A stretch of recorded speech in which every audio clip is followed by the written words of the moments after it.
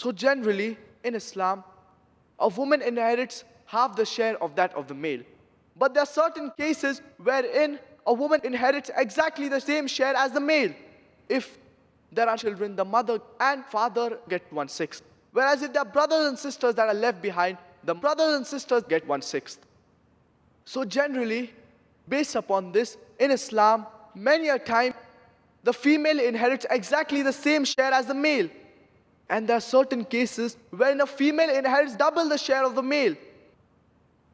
For example, if a female dies, and if she leaves behind a husband, a father, and a mother, and no children, so the husband will get half the share, whereas the mother, she will get 1/3, and the father will get 1/6. So sometimes a female, she inherits double the share of that of the male. Now, what is the logical reason why a female inherits half the share of the male? In Islam, a male has to look after the financial aspect. And before marriage, it is the duty of the father and the brother to look after the lodging, boarding, clothing, and other financial aspects of the woman.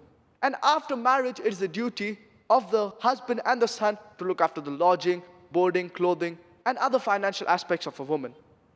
So therefore, in Islam, a man is financially more aware as compared to a woman. Let's take an example. Suppose a man dies and he leaves behind 150,000 rupees. And this has to be distributed. The wife takes the share.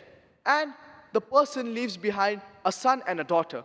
So the son will get 100,000 rupees and the daughter will get 50,000 rupees.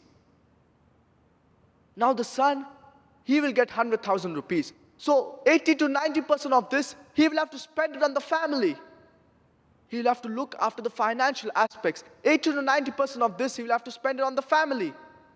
Whereas the daughter, when she inherits 50,000 rupees, she will not have to spend a single penny. So which is better?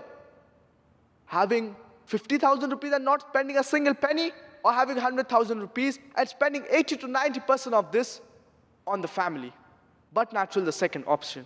So therefore, in Islam, a man inherits double the share of that of the woman, because he has to look after financial aspects. Because if a man and a woman, they inherit exactly the same, then it would be injustice, because a man has to spend so much money on the family.